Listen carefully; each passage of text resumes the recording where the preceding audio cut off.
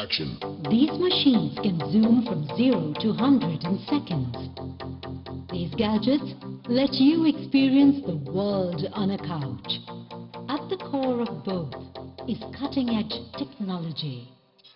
And this is what we celebrate. After the stupendous success of the first two editions, we are back to award the best in class of both tech and auto.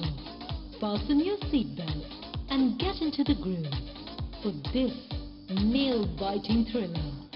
Welcome to the Tech and Auto Award 2019. May the best one win.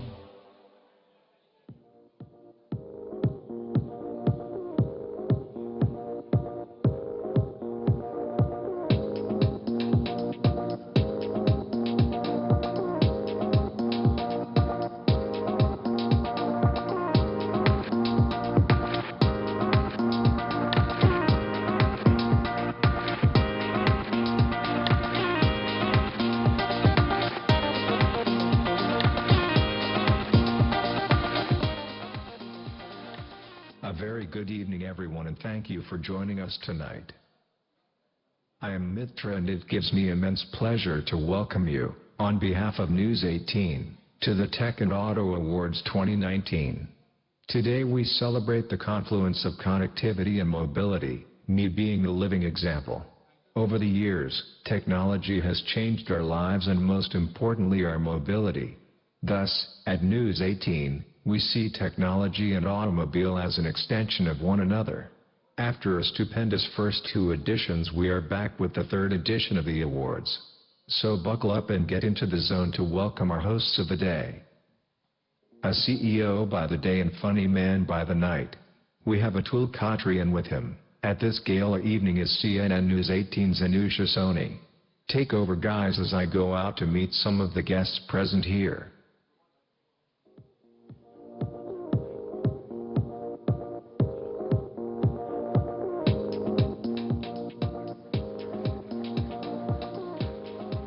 Let's give a round of applause to our lovely Mitra.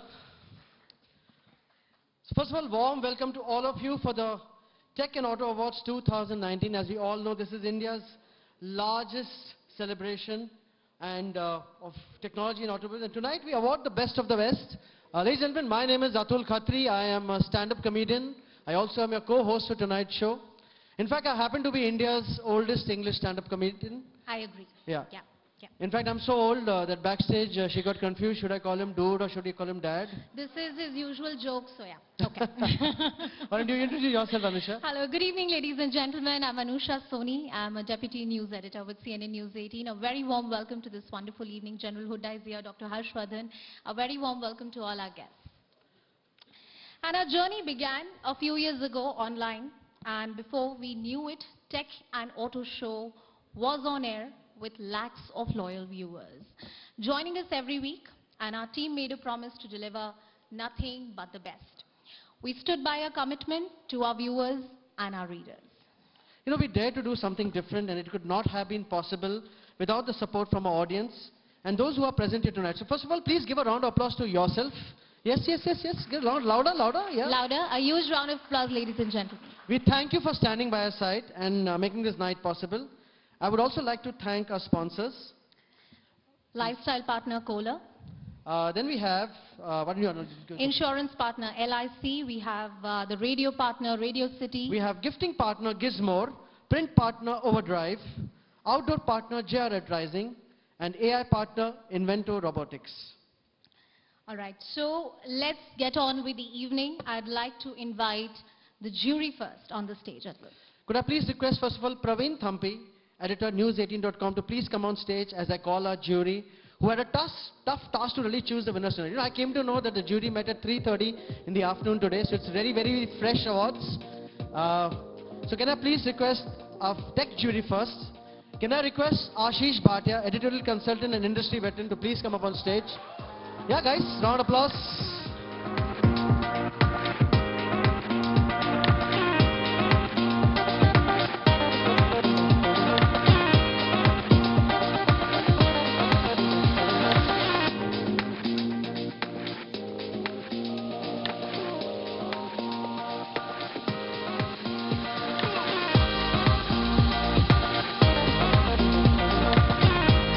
going to be on stage. Ashish, yeah. Can I request Nimish Dubey, a veteran tech journalist, a second member of the jury, tech jury, to please come up on stage.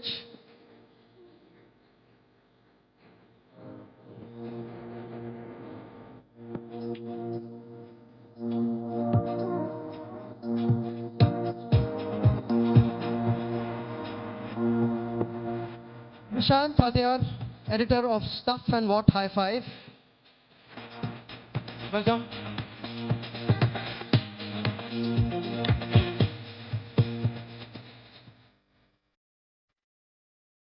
Deepak Dingla, editor-in-chief, 91 Mobiles.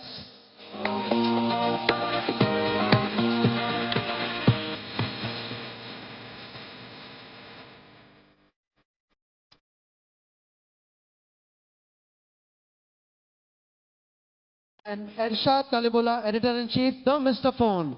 Come on, guys, some energy in the room.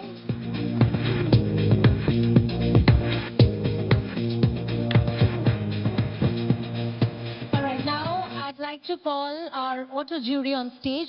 Mr. Donald J. Mukherjee, he's an auto journalist. Ladies and gentlemen, a huge round of applause. We also have Jatin Ahuja, who's the founder and managing director of Big Boy Toys Limited. Let me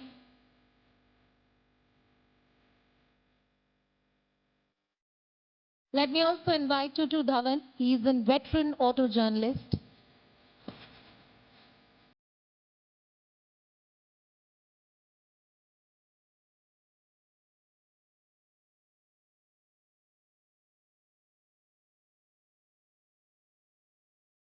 All right, let me also call Arun Malhotra, who's an industry expert.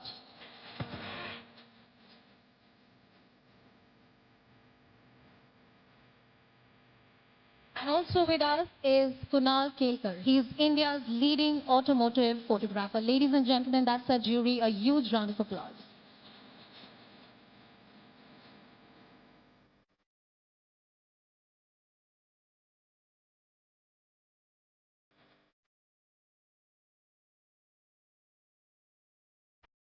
Thank you all. Can we have a group photograph, please? Smile, guys. You've done an amazing job of being the jury. Tough Praveen, work. you must be in the picture.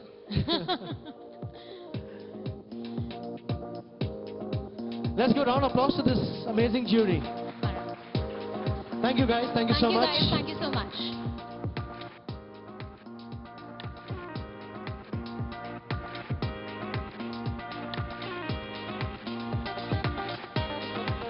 Ladies and gentlemen, now we have a very special message by Union Cabinet Minister for Road Transport, Highways of India and Shipping Ministry of Micro, Small and Medium Enterprises in the Government of India, Shri Nitin Gadkari.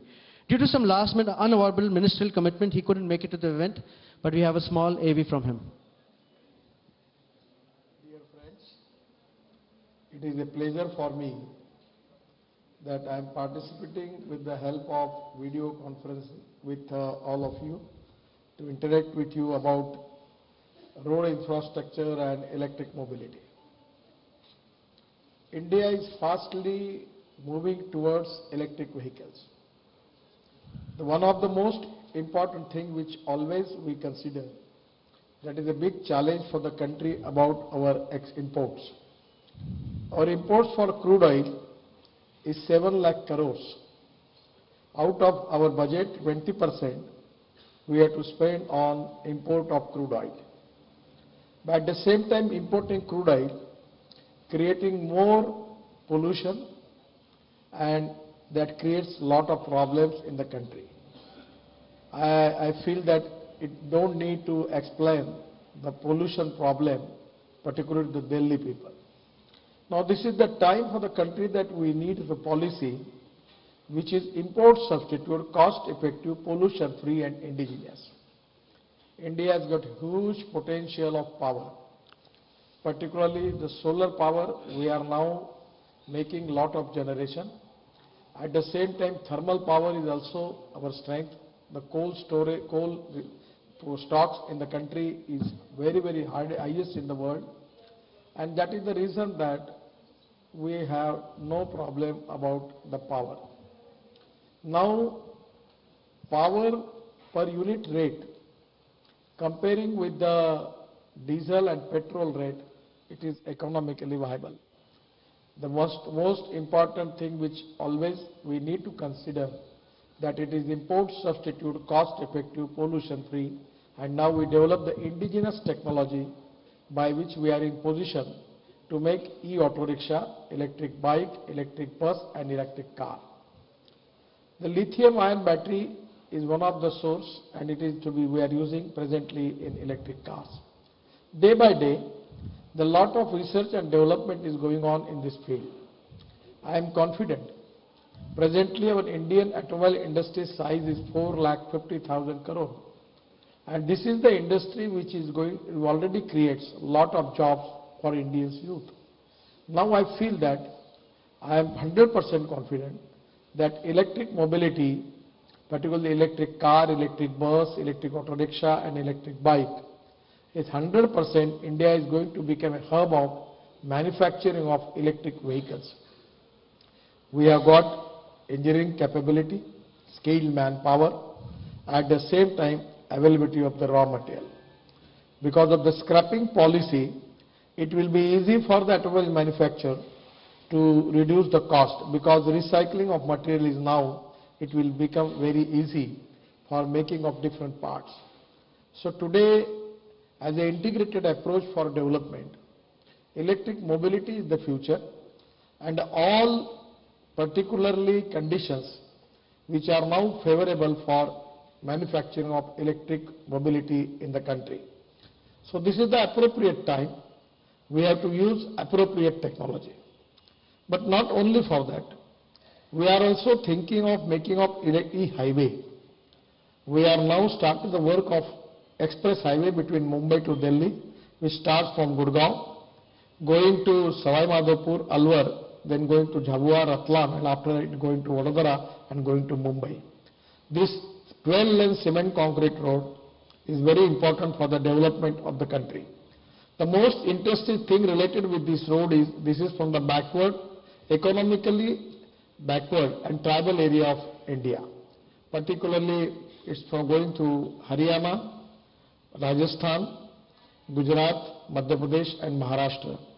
And all area which is already covered, it is economically backward and the tribal area. So the land acquisition cost is very less. That is the reason we have already saved 16,000 crore on land acquisition. Now the idea is, on this highway, the first 10 kilometers from Gurgaon, we are now thinking to make it as an e-highway. There will be a cable. Again also there are new technologies are there. There is a charging system on the road. You can charge your car or bus. So we are working on the same line by using of the new technology, where we want to use electric as a fuel on the express highway. It will be a game changer, because going by road, the cost is suppose 10 rupees. Going by railways, for example, is 6 rupees. Going by waterways is only 1 rupees. Now going by road, cost is very high. By conversion, in place of diesel and petrol, if we use electric as a fuel, the cost will be 6 rupees or less than 5 rupees per kilometer. So 5 rupees compare with the other fuel. So my suggestion is, it is the future. Innovation, entrepreneurship, science, technology and research. We name it as a knowledge.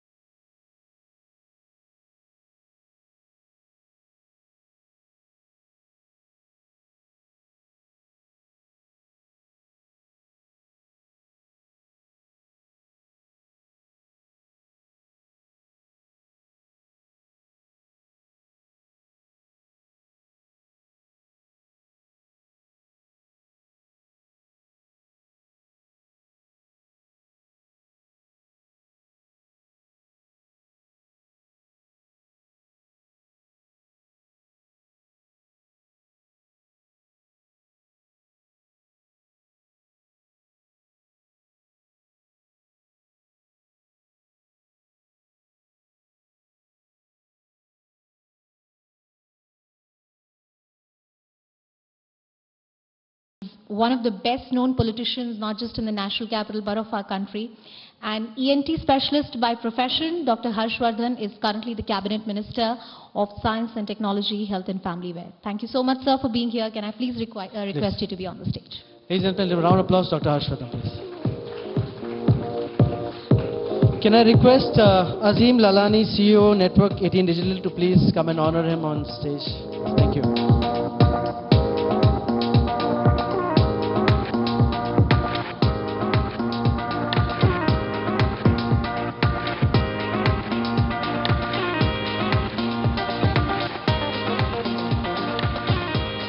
Thank you, sir. Can you please say some few words, Dr. Bharat, please?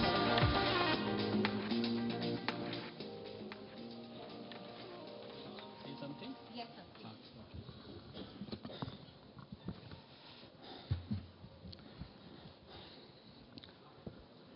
Good evening, all of you. We have a gathering of very light professionals and intellectuals and industry people, media people. I wish I could name all of you because so many dear members of the jury are there, so many from the auto industry are there. So first of all, let me thank CNN for giving me this opportunity of being with all of you this evening. And I don't think there can be a better moment for me as Science and Technology Minister than being with you this evening. You just heard my dear colleague Shri Nitin Gadkari ji, and you must have got the idea of the vision of Shri Nitin Gadkari ji, our Union Surface Transport Minister also, and also an idea about what the government's vision is about. I always use such occasions to start, in fact, by paying my tributes to two leaders. One is, of course, my dear Atal Bihari Vajpayee ji, who, as Prime Minister of this country, brought science to the center stage of Indian politics when he said, apart from Jai Jawan, Jai Kisan, it also has to be Jai Vigyan. And most of the people know Atalji as a poet, a good human being, but I have watched him from very close quarters and have learned so many things from him. He always felt science was very close to him. The health was very close to him. Technology was also very close to him. Maybe the people from outside may not have felt that about him.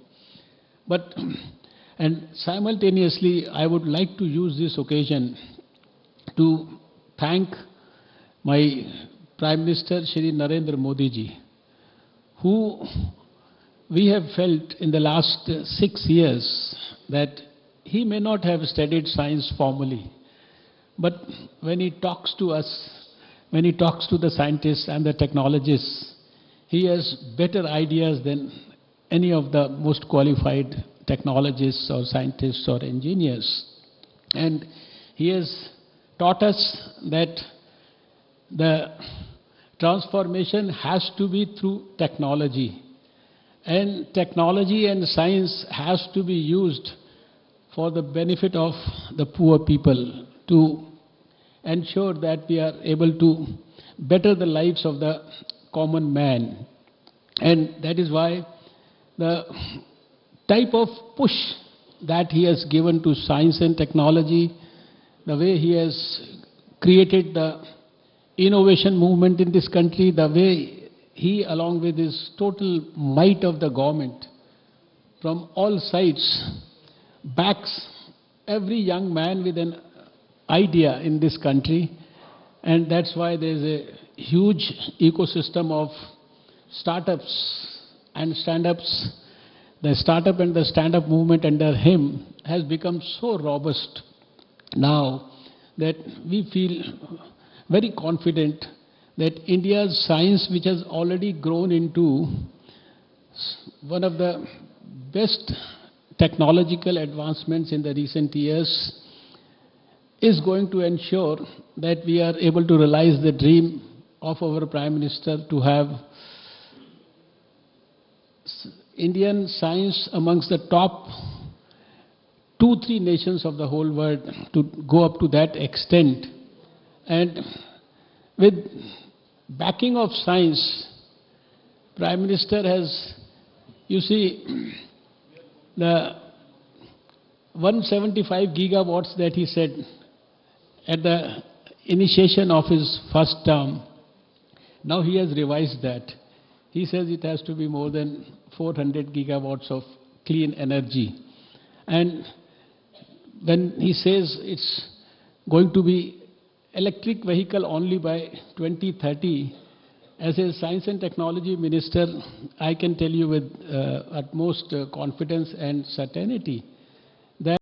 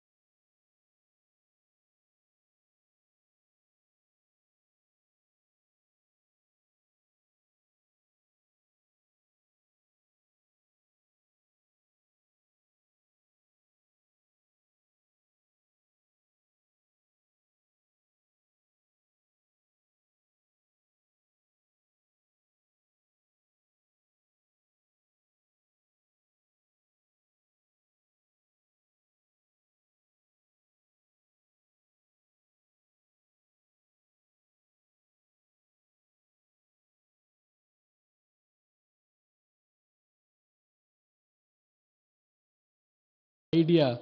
But when the Supreme Court said that after 10 years, you can't use the diesel vehicle, and our scientists there have in fact ensured that those diesel vehicles, they will now have a battery and induction motor, and they are going to train over 2,000 mechanics in this country for retrofitting of these vehicles after 10 years. So that's the level at which the scientists are in fact working.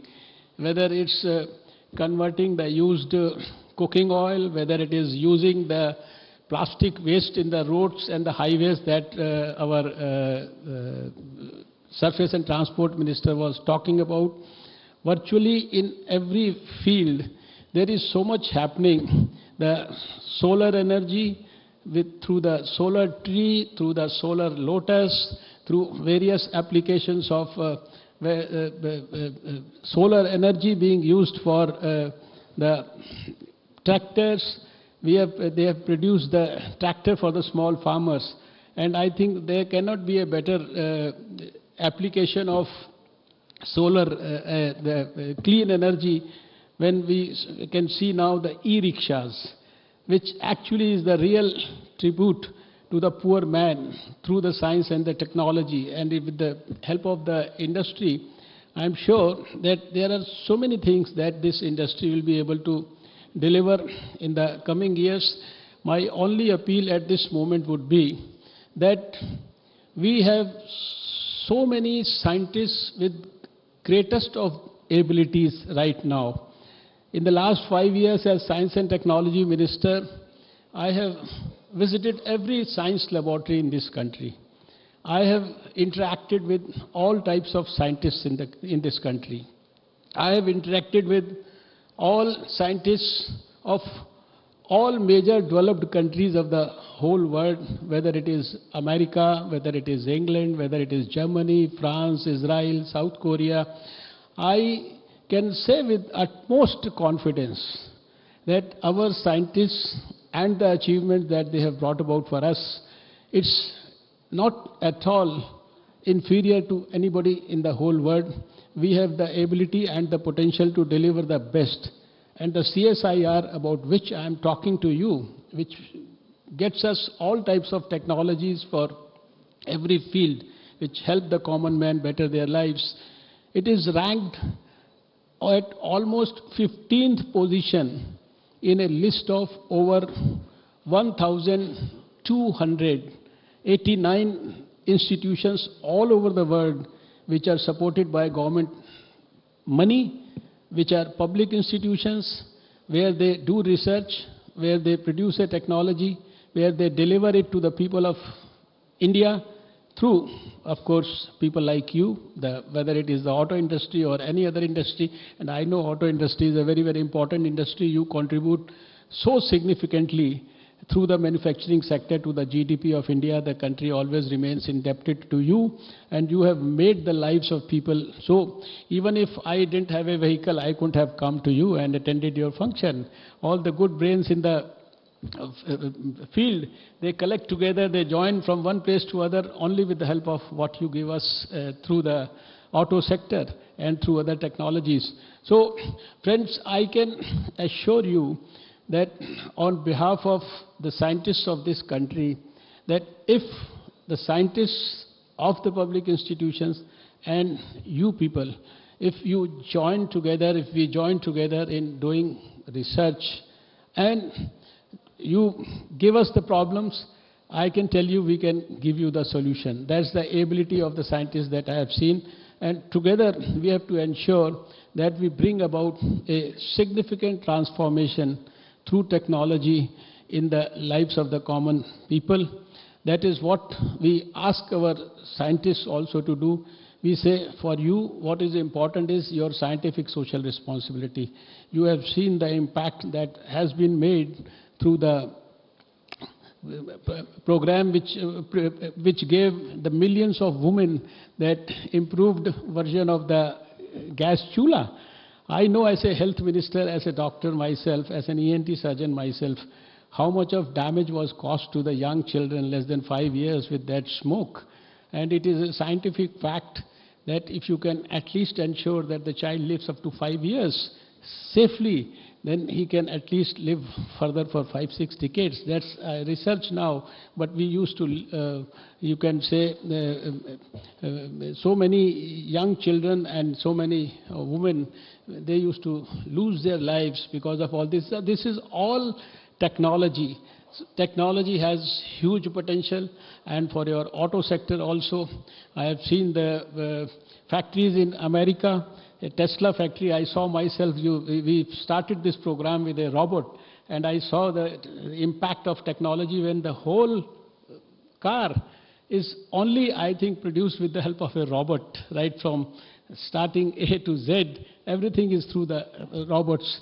And I can tell you that India has, right now, it is at a stage where whether it is artificial intelligence or robotics or Internet of Things, or it is through data analytics, or whatever the applications of the advancements in science are, we are in a position where we can use them. We have started using them.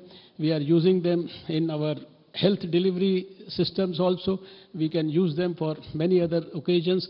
So this is a great, I think, movement, and I would like to congratulate CNN, IBN for flagging this issue, the power of technology, whether it's for the auto sector or for any other sector.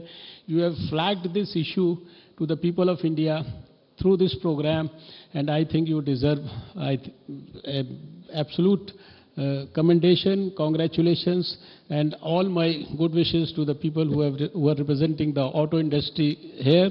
And I once again offer all the support of the Science and Technology Ministry and wish you could also join us in our research endeavors to help our contribution in delivering the dreamt New India.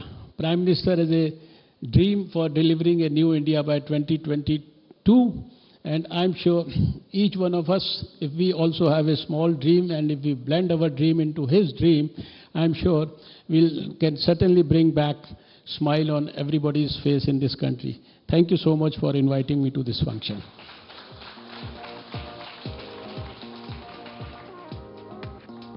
Thank you, Dr. Harshvardhan. Thank you so much for those words. We'll request you in some time to come on stage once again.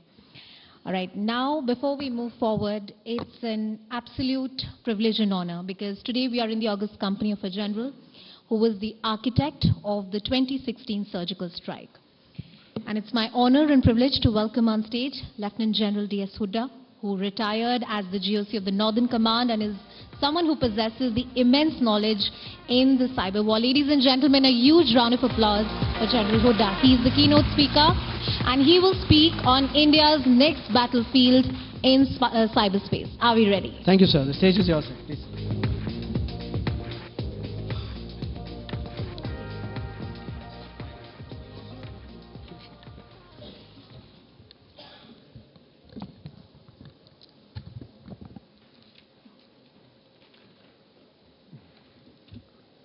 Honorable Minister, ladies and gentlemen, it's a great pleasure and privilege for me to be here to talk to all of you.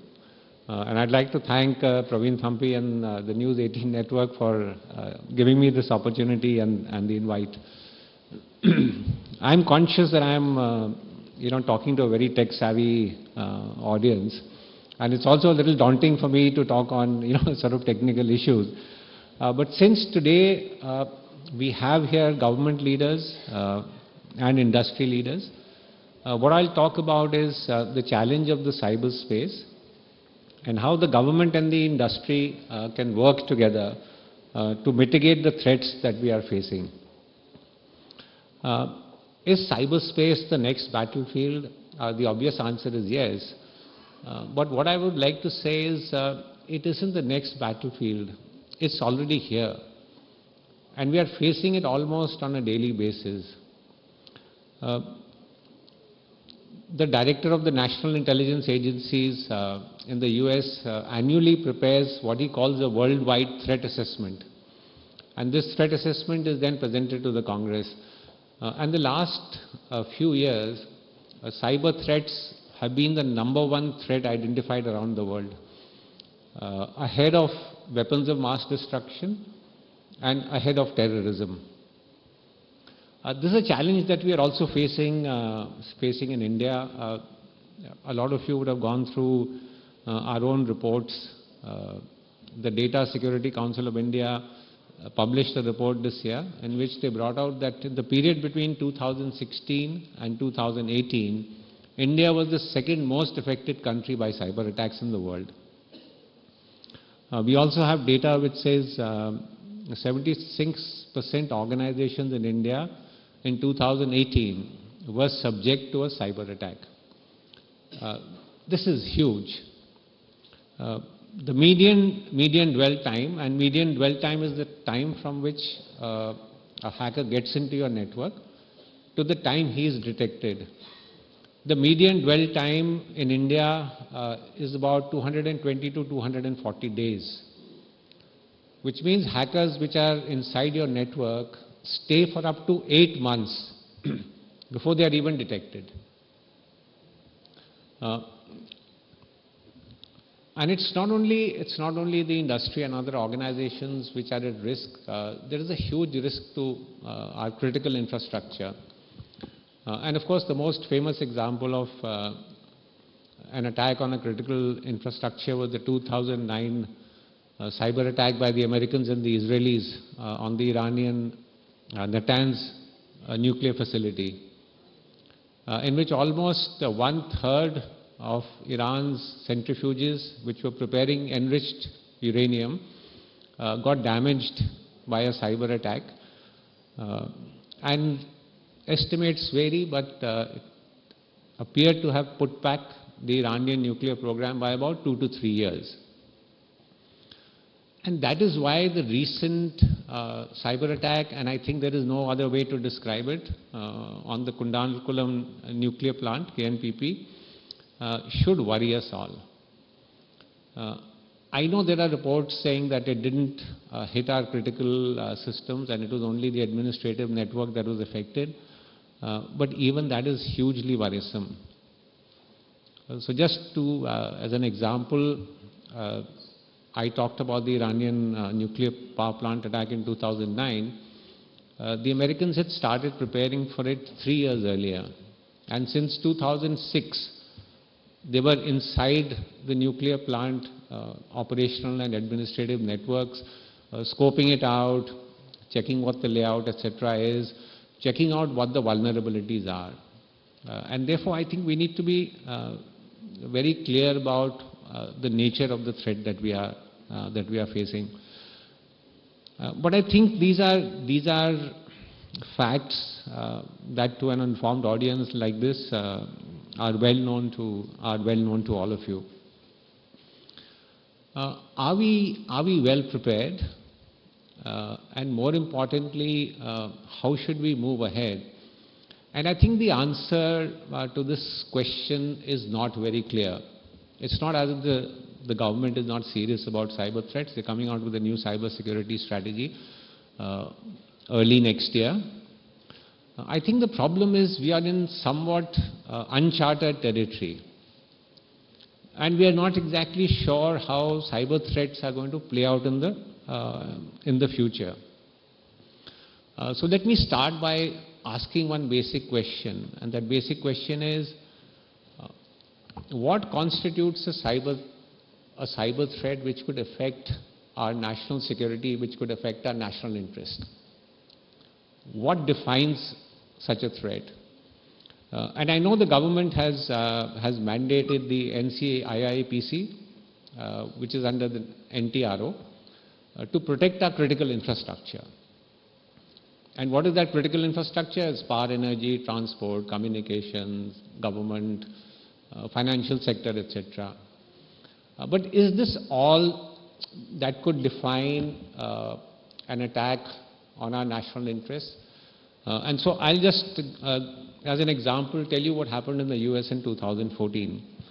So the summer of 2014, Sony Pictures was getting ready to release a movie, and the movie was to be released on Christmas Day of 2014. The name of the movie was The Interview. It was a comedy. And basically the movie was about two reporters who get an opportunity to interview the North Korean leader Kim Jong. And the CIA influences them that when you go to North Korea, also assassinate the North Korean leader. So which was shown in a very graphic way in the movie. North Korea got very upset and agitated, and they objected to the release of the movie. In fact, they also sent a letter to the United Nations in June saying the movie release should be banned. Of course, nobody listened to them. 24th November 2014, about 3 weeks before the release of the movie, the Sony corporate network got hacked. Computers were completely shut down, data was stolen, damage was done to the computers. And then over the next few weeks, and it was identified that this hacking group is from North Korea, over the next few weeks they started releasing all the data that they had stolen. So 4 unreleased Sony Picture movies were put out on file sharing sites.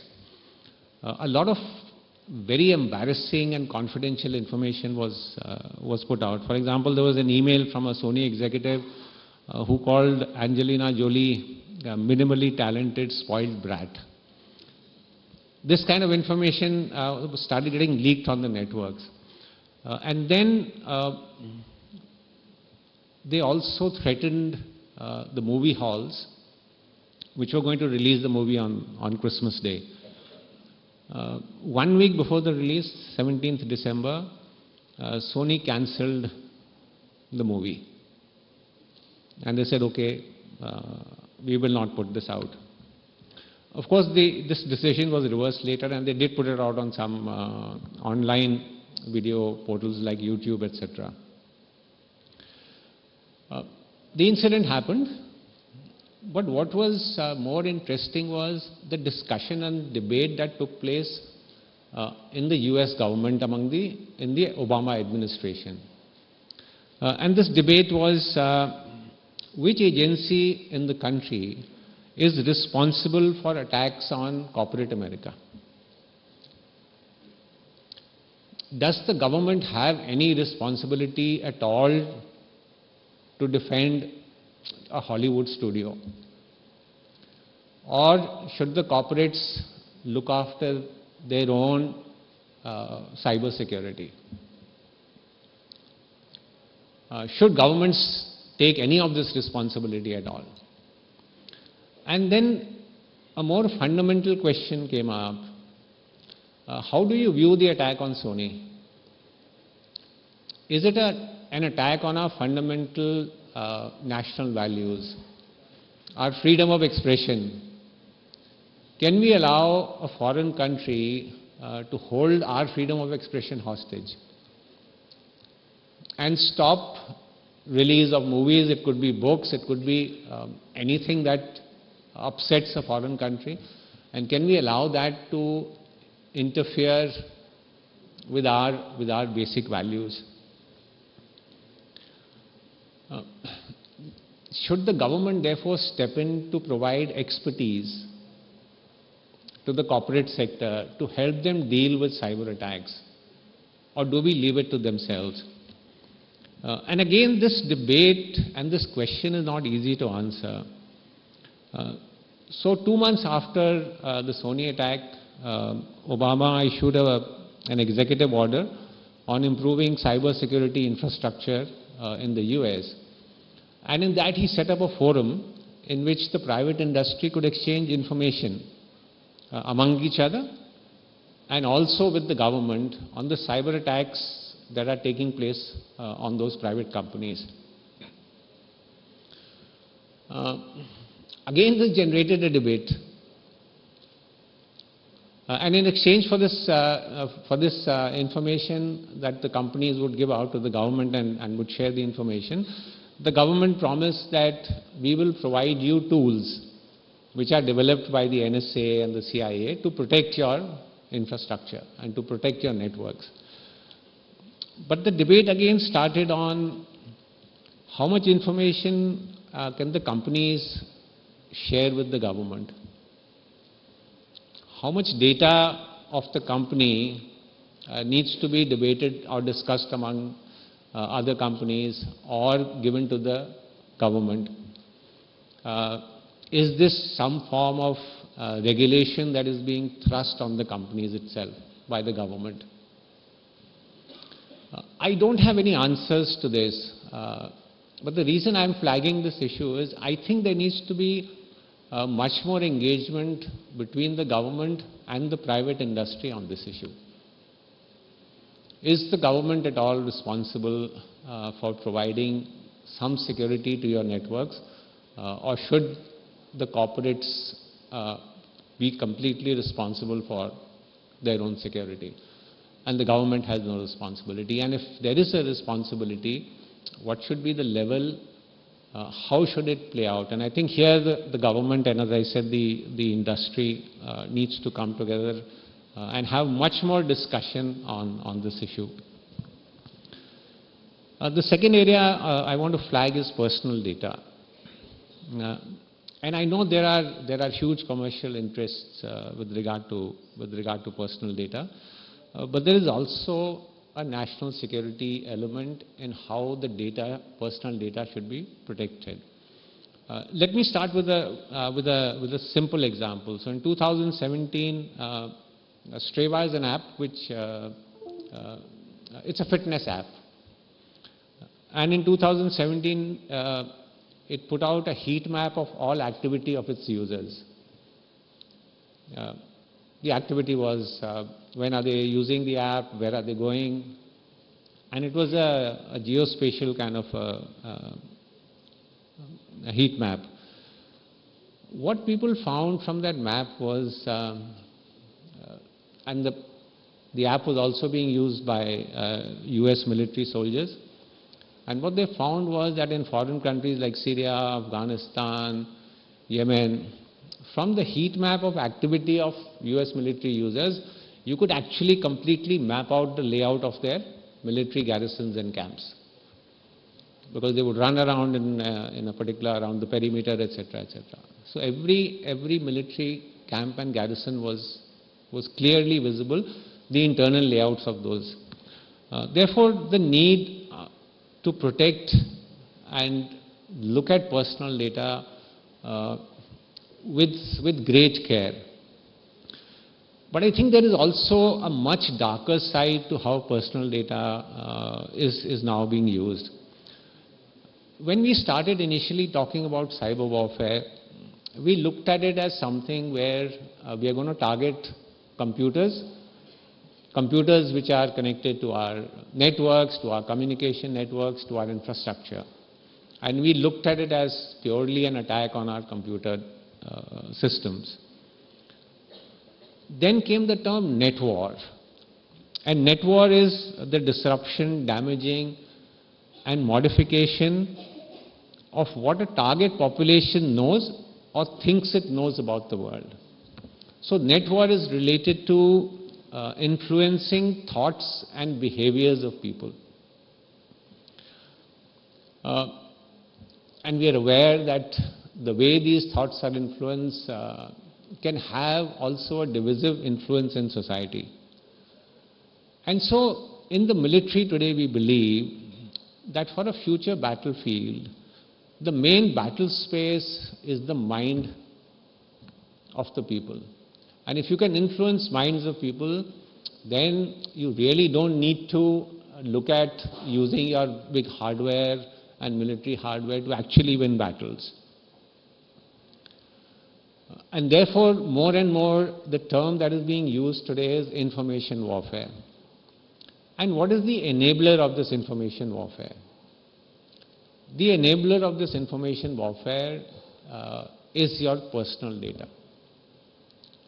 And we saw the example of this with Cambridge Analytica. You all are well aware of what Cambridge Analytica did. It openly boasted of getting President Trump elected. On its website, before it was taken down, it clearly said, we have 5,000 data points each for 230 million users. That's the kind of personal information that they had managed to gather. Now let us just think, if this kind of personal data and personal information can be used to influence, it's already being used to influence your buying choices, being used in advertisements. You have targeted advertisements going to everybody. We saw that it could be used possibly to influence your political choices. Why is it that the same data cannot be used by a hostile or inimical power to influence you during times of crisis? Bring perceptions of a large section of the population in a manner that it forces the government to actually make choices not based on strategic decisions, but choices based on public and popular perception, which may be quite different from what strategic decision making is. And therefore there is a need, I think, to look at the security of data with personal data with great care.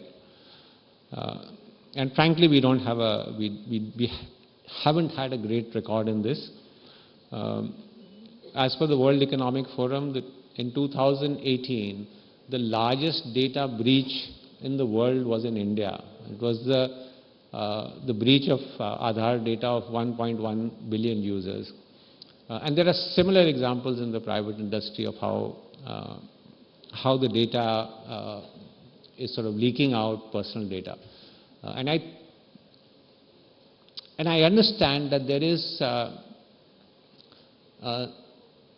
seductive pull to the use of unfettered data, both by the industry and also by the government. That if we can use this data and there should be no restrictions on it, it has great commercial value. For the government, it has also value in other areas. But I think we need to also start looking at this whole issue from the view of national interest. And the government is now coming out with a data protection law. And I think again this is an area where the industry and the government needs to harmonize how this is going to affect all of us. And when I'm saying harmonizing, I'm talking about how will commercial interests of companies be looked after, how will national security be looked after, what are the responsibilities of foreign companies who are registered abroad, who own our data abroad, what are the issues of government surveillance over our personal data, issues of individual privacy, issues of data localization. I think again between the government and the industry there needs to be much more discussion, much more debate, so that positions can be harmonized, and positions can be harmonized purely on the basis of national interest. And my last point is about indigenization of our hardware and software in our critical infrastructure. You all again are aware of the US PRISM program, which was a massive surveillance program carried out by the US government, and with the cooperation of US technology, large US technology companies. In fact, almost every large US technology company was involved in this surveillance program. But it's not the Americans alone.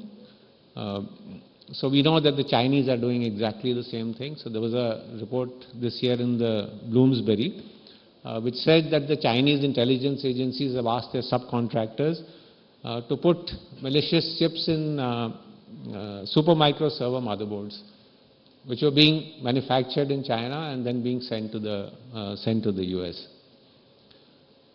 This is a serious issue. And I know there is great reliance in our own infrastructure on foreign hardware and software. Other countries have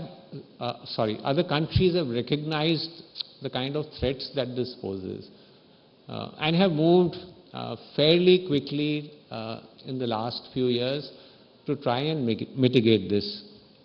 So we are aware in 2018, President Trump has signed a decree barring all Chinese equipment from their government contracts.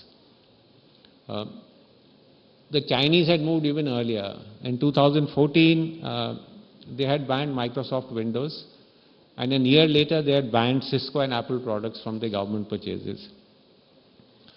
2 days ago, you would be aware, the Chinese government has given directions that all foreign hardware and software from government office and public institutions will be replaced by individual equipment. And this will be done over a period of 3 years. It's a staggering 30 million pieces of hardware that are going to be, foreign hardware that are going to be taken out of the Chinese government system and replaced by their indigenous products. Now we might turn around and say a lot of this is also due to commercial interests, and maybe that's true. But there is also a security aspect that we cannot ignore. And I think here I find a strange hesitancy in the Indian system to try and at least move towards replacing hardware and foreign hardware and software from critical infrastructure and replacing it with indigenous products. So BSNL still has about 60% Chinese dependency. Our own military communication networks have very large dependency on American Cisco products. I think it's time that we need to move towards greater indigenization. And the government has a policy that preference be given to indigenous products in IT. But I think this policy needs much greater strengthening. And I say this because we really don't see a move towards indigenization. So while the policies may be there, I think its translation on ground needs to be strengthened. Much more cooperation is required between the government and the private industry to encourage and promote indigenous products. One good model is, of course, the InQtel in the USA. The InQtel is a venture capital fund.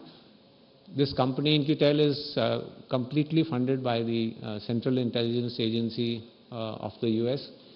It's a not-for-profit firm. It has one sole task. Its sole task is to invest money in high-tech companies in the US with the aim of providing the American intelligence services with the best IT products. That's their sole aim. So I think some initiatives like that by the Indian government to encourage the private industry will go a long way. And obviously, you might have to bring in some legislation to make sure that the companies that you have incubated, that you have invested in, are not bought out by foreign companies, but still remain competitive in the foreign market. I think you'll have to provide professional leadership. It should not become a parking space for one more bureaucrat that is a government organization and government company, so let's park a bureaucrat. You need professional fund managers for these. So these are some initiatives, I think, where the government and the industry, if they come together, can actually help protect us in cyberspace. Let me end by saying what I had started with, that we are right now in some uncharted and rather uncertain territory. And in this battle, we can't and should not depend on warriors in uniform. It has to be fought by all of us. And it has to be fought by all of us together. And in so doing, I think we will also have to sacrifice some of our old ideas, our established practices, our established ideas, and I dare say, even our established sort of ideologies. That's the only way we can come together and fight this. Thank you very much.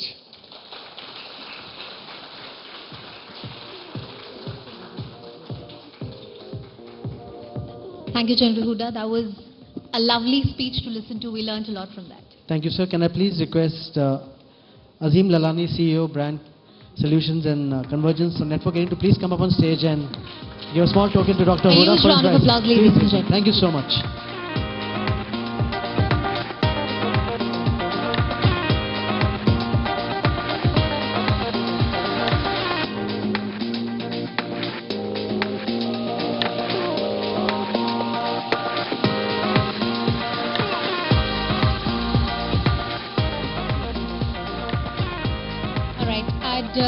Once again request Dr. Harshvardhan, who's here with us. He's currently the Cabinet Minister of Science and Technology, Health and Family Wear. So please come on the stage. We'll begin with the first set of jury awards. Yes. From ever-depleting fossil fuel to the story of Delhi's ugly pollution. If there's one solution to all this, then I'm sure it's electric vehicles. We heard Mr. Nitin Gadkari also talking the same. Thus, without any delay, we would like to start today's awards with the one segment which saw maximum excitement this year. Ladies and gentlemen, the electric vehicle of the year, And the nominations are...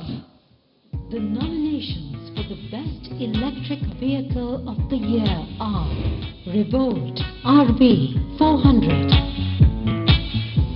Tata Tigor Electric, Hyundai Kona Electric,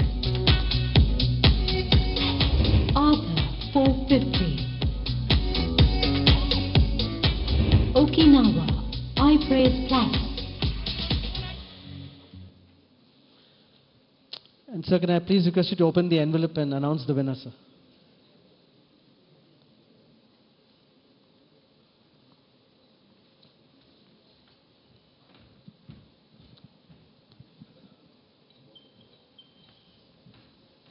This is Hyundai Kona.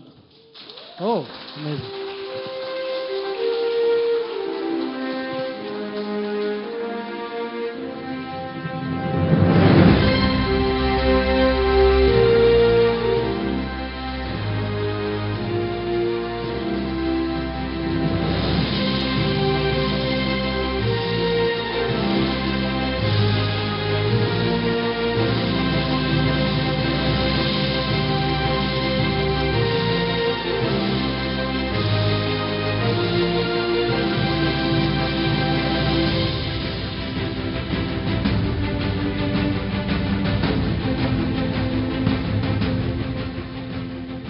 Next up is the smartphone of the year. The contenders not only redefined the word flagship but also pushed the innovation and creativity to a whole new level. Now, the only criteria while deciding the winner of this award was to be the best overall and nothing else. No limitations, no filters, nothing but the best. And here are the nominations for this category. The nominations for the Best Smartphone of the Year are Apple iPhone 11, Xiaomi Redmi K20 Pro, OnePlus 17, Samsung Galaxy Note 10 Plus, Samsung Galaxy Fold.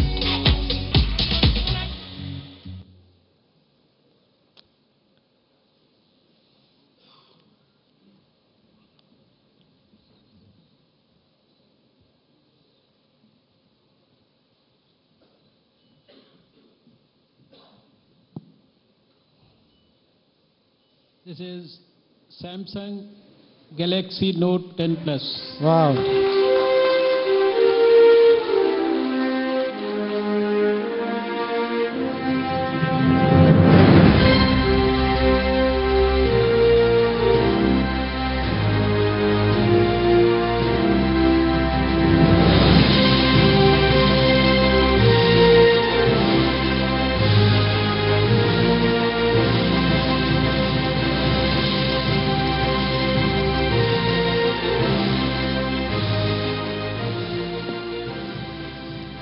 Our next award is the Smart TV of the Year. And isn't it fascinating how smart TV still remains the easiest medium to reach people, but the quality has indeed improved over the years. And to honor it, we have the TV of the Year category. Here are the nominations. The nominations for the Best Smart TV of the Year are Sony Bravia A9G OLED TV, Xiaomi Mi TV 4X, Mets OLED Android TV, Samsung The Frame QLED 5.5, OnePlus TV.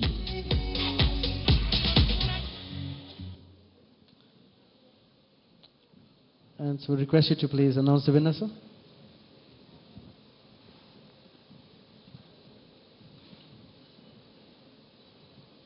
This is Sony Bravia A96. Wow.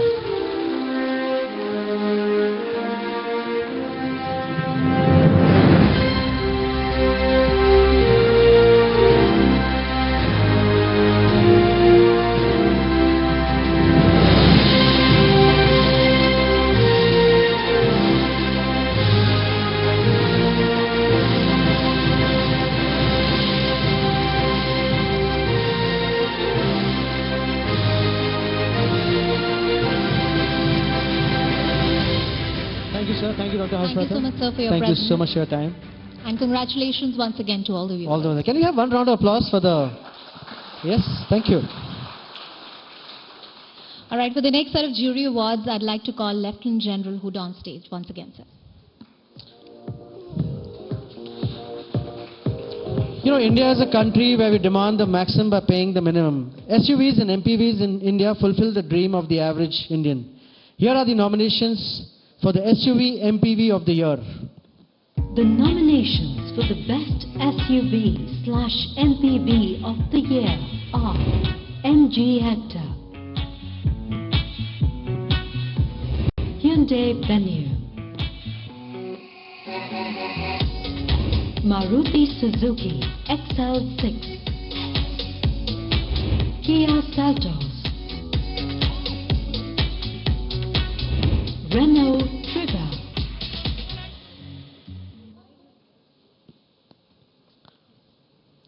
May I please request you to announce the winner, sir?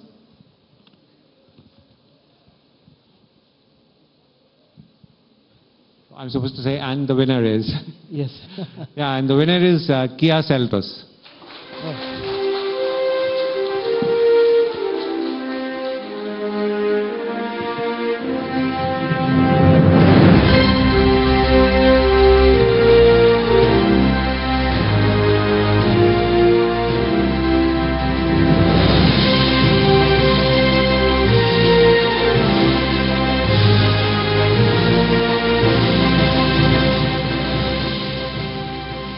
And our next category is the Gadget of the Year. What's a life without a gadget these days? It salutes innovation across all popular product genres, from wearable to cameras, televisions, audio products.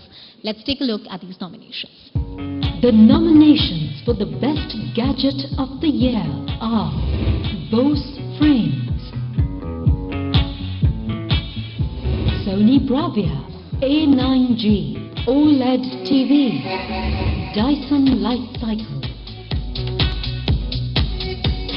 Apple iPad Pro 12.9, Samsung Galaxy Fold,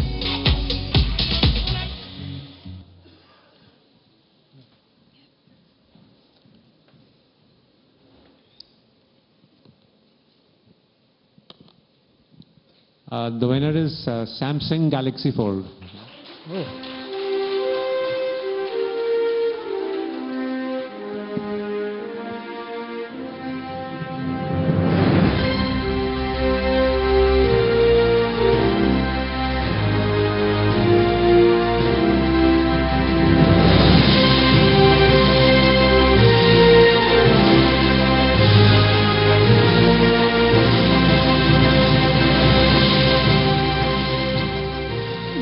To 100 in 30 seconds, 350 kilometers per hour.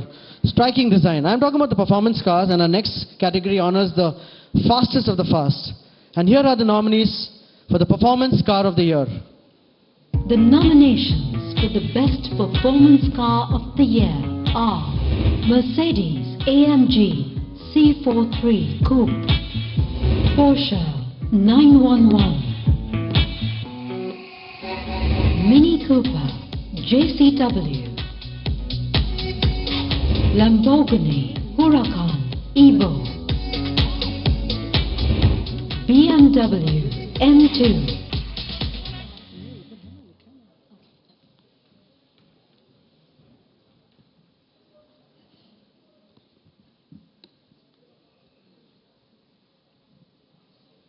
Yeah, the winner is Porsche 911. Oh.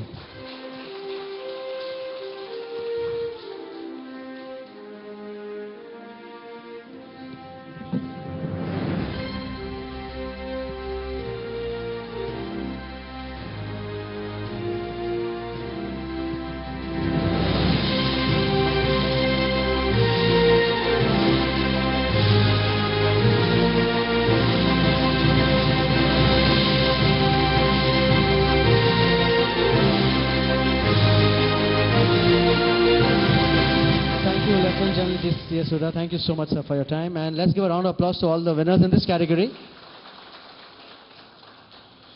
And we're now moving on to a category that touches every minute of our existence. Before we buy a phone, we want to know how good the camera is. And that's the strange, new, fascinating world we live in. Absolutely. Social media is on the rise and you're constantly clicking everything under the sun. Are you Anusha on Instagram? Yeah? Always, yes. Always, okay. Quite literally, but yeah. What are you talking about? The best camera phone of the year. And to give this award, I would like to invite Arun Malhotra and Ashish Bhatia on stage. Please to come and give these awards, please, sir.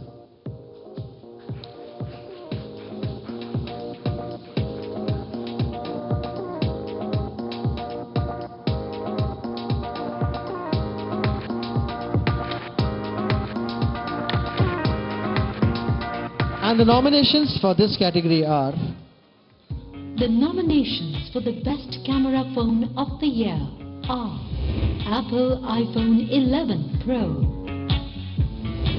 Google Pixel 3a, Huawei P30 Pro, Samsung Galaxy Note 10 Plus, OnePlus 7T Pro,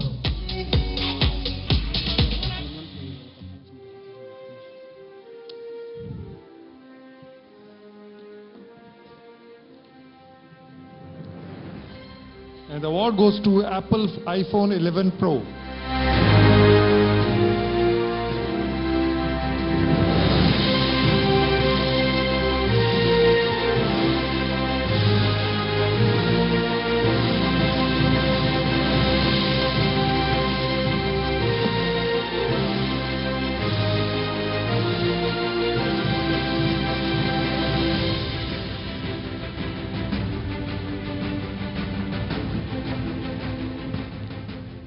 I would like request the jury to stay back because now is the time for one of my favorite categories. I mean, who doesn't like fast motorcycles?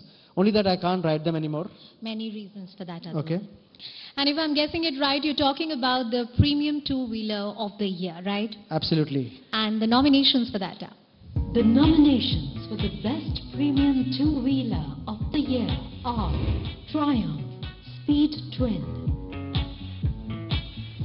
BMW S1000 RR, KTM Duke 790,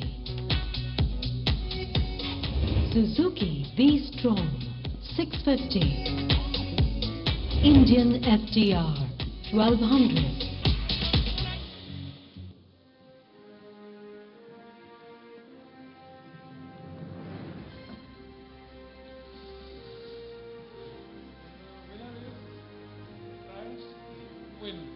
So can you use the mic, sir, please? Mic, yeah. The winner is Triumph Speed Twin.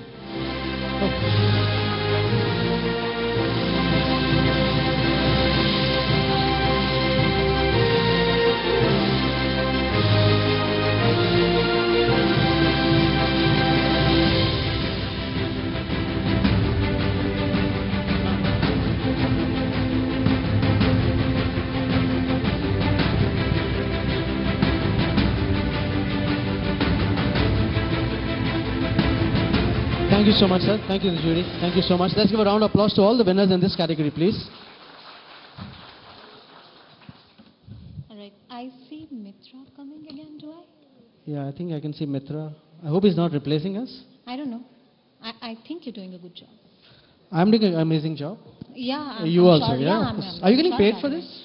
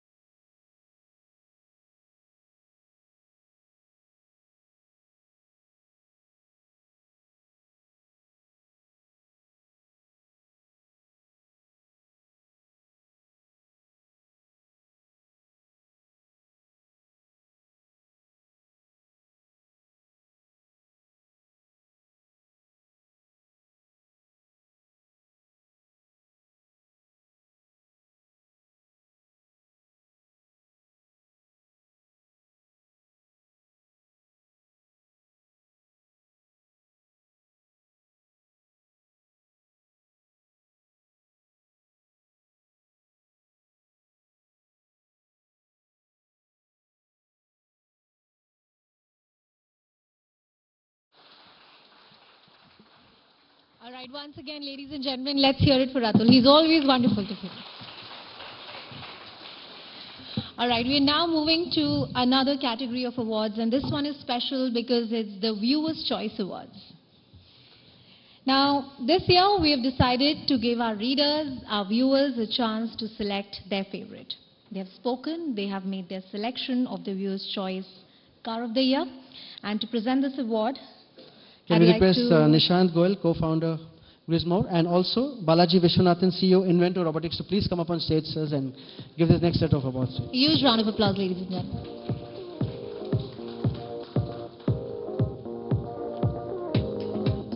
And the nominations for the Viewers' Choice Car of the Year are The nominations for the Best Viewer's Choice Car of the Year are Honda Civic, Hyundai Venue, Kia Seltos, MG Hector, Maruti Suzuki Espresso,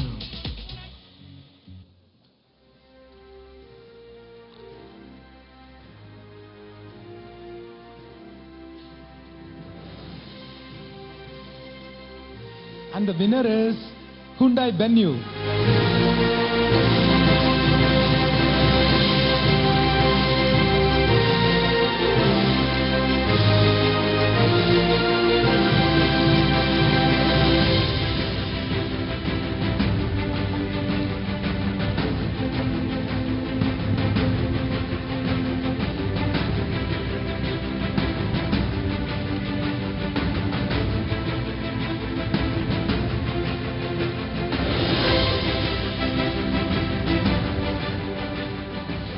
So the next category of awards is the Viewers' Choice Best Performance Phone of the Year, and the nominations are The nominations for the Viewer's Choice Best Performance Phone of the Year are Honor 20, Oppo F11 Pro, Realme X, Samsung Galaxy A70s, Vivo Z1X.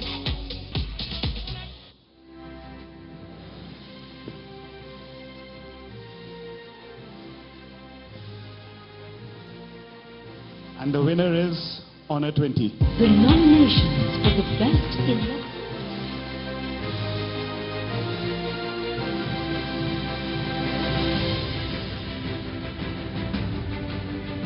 Ladies and gentlemen, round of applause for the winners, please. Thank you.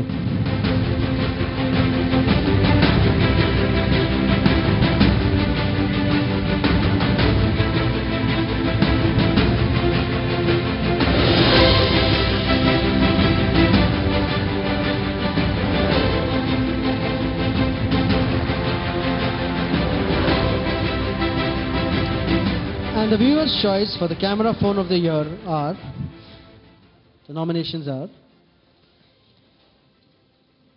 The nominations for the Viewer's Choice Camera Phone of the Year are Samsung Galaxy M30s, Xiaomi Mi A3, Nokia 7.2, Realme XT, Redmi Note 8,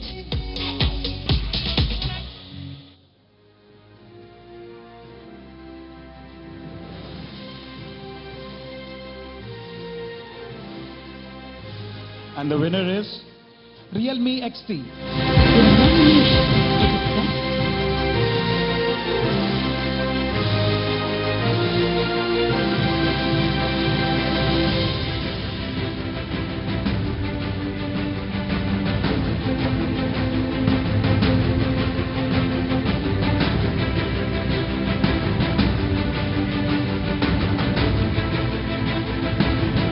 Thank you so much.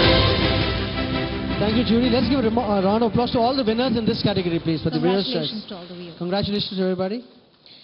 All right, we're now moving to another category of awards, but before that, I'd like to invite Mithul Sanghani, who is the COO, General News of Network KT Digital, on the stage.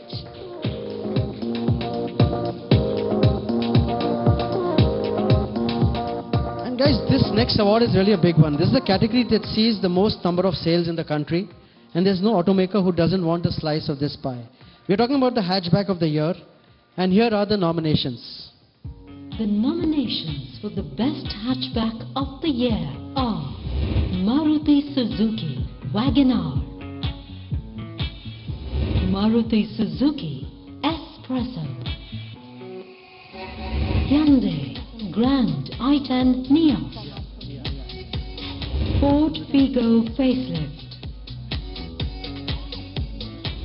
Toyota Glanza,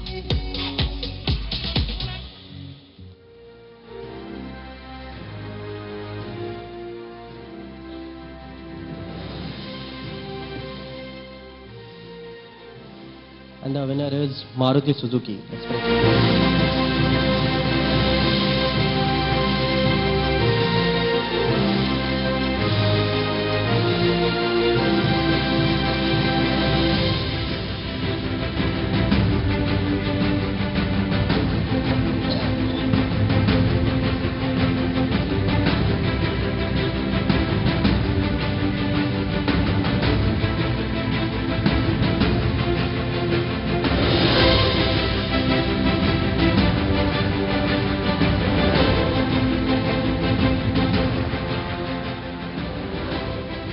Moving on, our next category honors the best of the computing industry, and here are the nominations. The nominations for the best computing device of the year are HP Spectre X360-13, Apple MacBook Air, Lenovo ThinkPad X1 Carbon, Asus ZenBook Pro Duo, Dell XPS 13,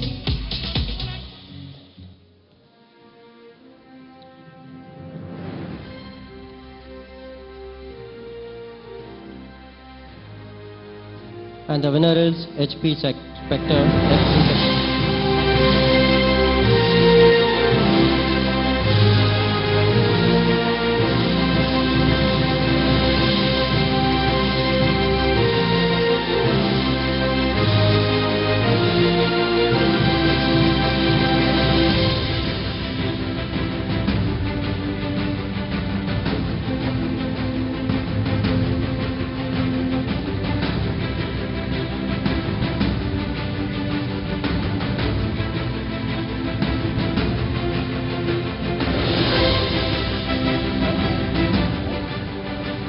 Thank you, Mithul. Thank you so much. You know, Anusha, there should be a rule that whatever the award, whoever the winning should give us a gift to all of us. Yeah, I want a two-wheeler. Yeah, That's always my just a gift. two-wheeler. Yeah, I used to I wanted the ride a Porsche, scooter. yeah, but anyway. Right. Now it's time to talk about our next category, which is my favorite two-wheeler of the year. This one indeed was a tough fight. Can I please invite our jury members, Ranojoy Mukherjee and Nimesh Dubey, to please give away this set of awards. Sir.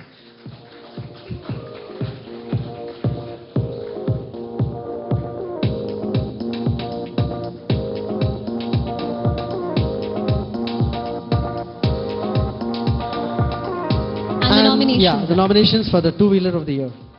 The nominations for the best two-wheeler of the year are Hero X5 MG Hector,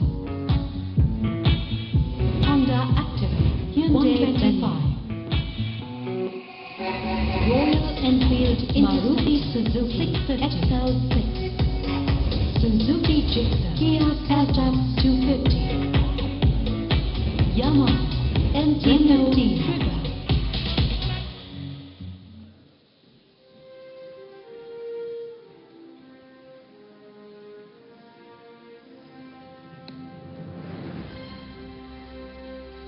Okay, and the winner is the Royal Enfield Interceptor 650.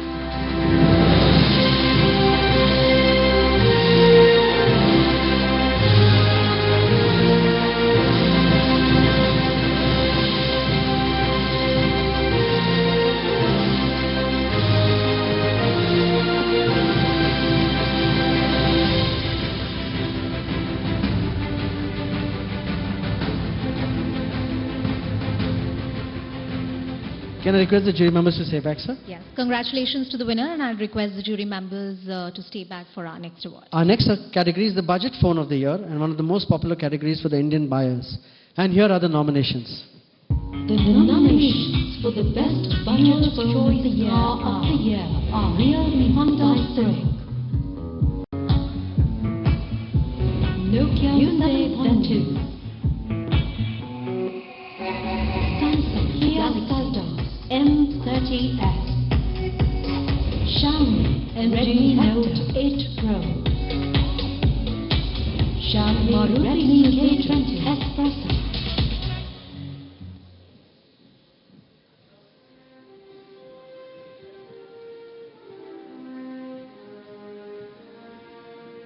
And the winner is the Xiaomi Redmi Note 8 Pro.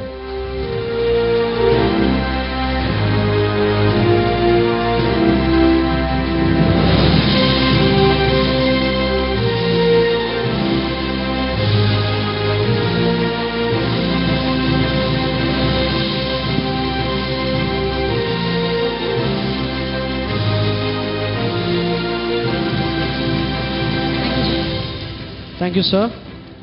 And now from a category that I can own to the category which I can't afford is the luxury car of the year. Well, they come with a hefty price tag, but the car lovers say it's worth every penny. And to give away the award, may I please call Jatin Ahuja, Deepak Dhingra on stage, please.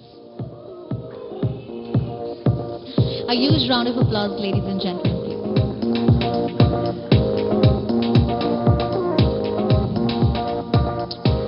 And here are our nominations for the luxury car of the year. The nominations for the best luxury car of the year are Mercedes-Benz B-Class, Audi A6, Porsche Macan, BMW X7, BMW 7 Series,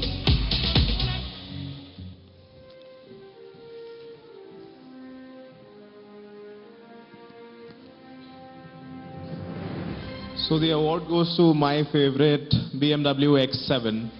Congratulations.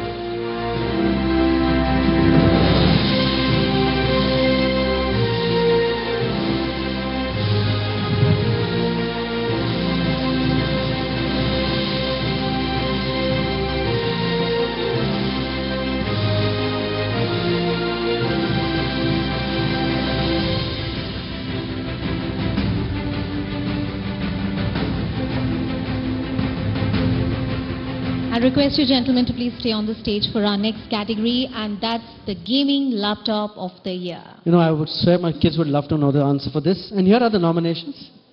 The nominations for the best gaming laptop of the year are Lenovo Legion Wi-Fi 40, HP Omen X2S, Asus Zephyrus S, Acer Predator Helios 500, Alienware Area 51M.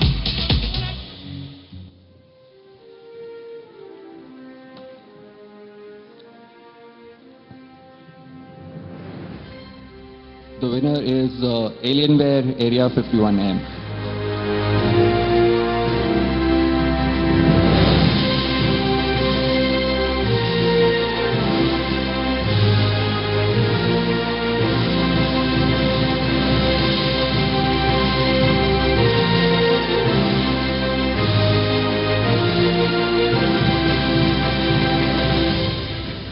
Thank you, gentlemen, and congratulations once again to all the winners. Moving on to our next category, which is the Design of the Year for Automobiles. And to present this award, I'd like to call on stage our jury members, Mr. Kunal Kelkar and Mr. Irshad Kalibullah.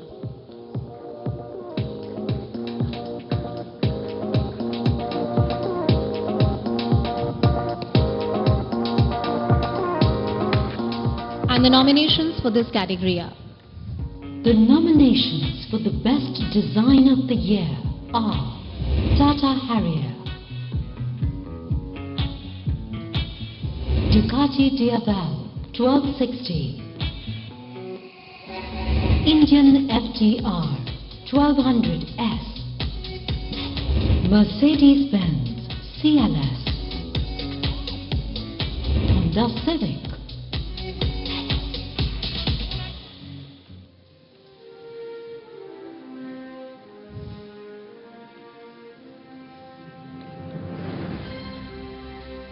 All right, so the design of the year goes to Honda Civic.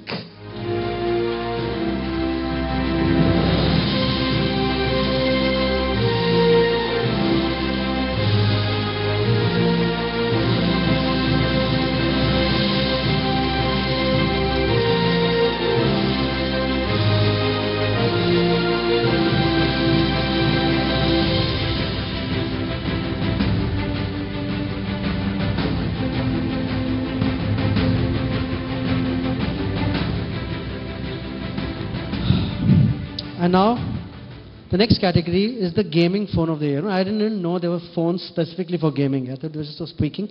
I hope my kids are not watching this awards. And the nominations for this, the best gaming phone of the year award are... The nominations for the best gaming phone of the year are Asus ROG Phone 2, Black Shark 2, Nubia Red Magic 3S, OnePlus 70, Xiaomi Redmi K20 Pro.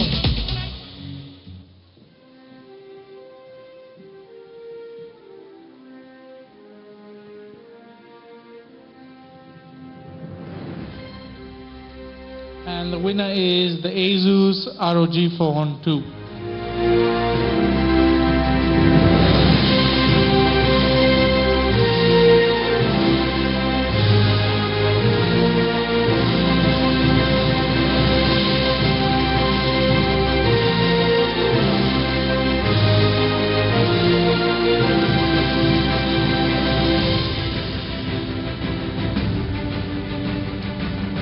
Thank you, sir. Thank you so much. Once again, a big congratulations to all Round of the applause to viewers these today. winners also, please. Come on. All right, ladies and gentlemen, with that, we come to the end of this edition of the Tech and Auto Awards. We thank you for joining us today. Look forward to catching you again next year. And before we end, I'd like you all to give a huge round of applause to the entire team which has put this show together. And we'd also like to thank our sponsors, lifestyle partner Kohler, insurance partner LIC, radio partner Radio City, Gifting partner Gizmore, print partner Overdrive, outdoor partner GR Advertising, AI partner Inventor Robotics.